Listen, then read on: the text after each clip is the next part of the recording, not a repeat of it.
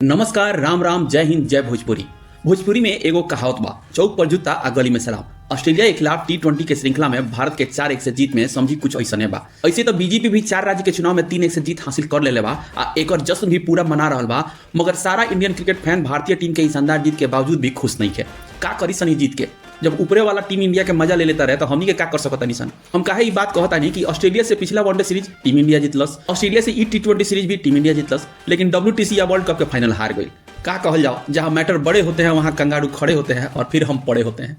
खैर, जीत तो जीत होला। कल के मैच में भारतीय टीम के जीत ए वजह से खास रहल कि एक समय मैच भारतीय टीम के हाथ से निकल चुका रहे, लेकिन तारीफ करे पड़ी भारतीय गेंदबाज लोग के, जे लोग शानदार गेंदबाजी करते हुए भारतीय टीम के मैच में न सिर्फ वापसी करेलस बल्कि जीत भी दिला देहलस। आई सब के शुरुआत भई बेंगलुरु में, जहां ऑस्ट्रेलिया फिर से टॉस जीतलस और फिर से गेंदबाजी के फैसला लेहलस। भारतीय टीम के बल्लेबाजी के शुरुआत भइल, यशस्वी जायसवाल फिर से पावर प्ले खत्म होने से पहले पैविलियन वापस चल गई। पीछे पीछे गायकवाड़ और कप्तान सूर्य कुमार यादव भी चलत बनल लोग।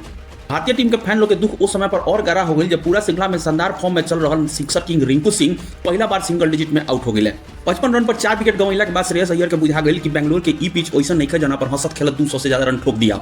ई देख के श्रेयस अय्यर शुरुआती में संभल के खेले 15 गेंद में मात्र 12 रन बनेले, लेकिन उसके बाद अक्षर पटेल के साथ शानदार पार्टनरशिप करते हुए 37 गेंद में 53 रन बना के भारतीय टीम के स्कोर 160 तक पहुंचा दिले। 21 गेंद में 31 रन बना के अक्षर पटेल भी भरपूर साथ निभाइले। ऑस्ट्रेलिया के लागल ई स्कोर कोनो स्कोर बा। ट्रेविस हेड सोचले कि जल्दी निपटा के सिडनी के फ्लाइट पकड़ लिया और ट्रेविस हेड शुरुआत भी वैसा कैले, मगर पूरा श्रृंखला में ऑस्ट्रेलिया ला सिरदर्द बनल रवि बिश्नोई एक बार फिर से ऑस्ट्रेलिया के आड़े आ गए। रवि बिश्नोई या अक्षर पटेल शानदार गेंदबाजी करते हुए रन देवे में कंजूसी तो करबे करिस, लेकिन विकेट भी लगातार चटकाव रहलो, जैसे कि टीम इंडिया मैच में बनल रहल। मगर टीम इंडिया के जीत में सबसे बड़का रोड़ा कंगारू कप्तान मैथ्यू वेड अभी क्रीज पर मौजूद रहा है, ऐसे टीम इंडिया के जीत भी सुनिश्चित न रहे। लेकिन तब आई मैच के सबसे बड़का मोमेंट जब ऑस्ट्रेलिया के आखिरी 6 गेंद पर जीत ला 10 रन बनावे के रहे। गेंदबाजी के मोर्चा संभाले अर्शदीप सिंह, जरा आखिरी ओवर से रिश्ता कभी खुशी कभी गम वाला रहल बा।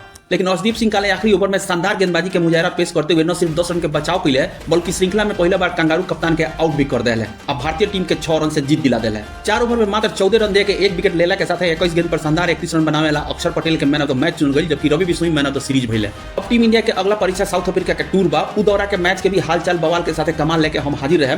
लेकिन जाए से पहले अगर चैनल के लोग सब्सक्राइब नहीं कैले तो सब्सक्राइब कर ली, वीडियो के लाइक और शेयर करी, फेसबुक पर देखा नहीं तो पेज के लाइक भी करी। मिलता नहीं हम अगला वीडियो में, तब तक सब लोग खुश रही, स्वस्थ रही, मस्त रही। जय हिंद, जय भोजपुरी।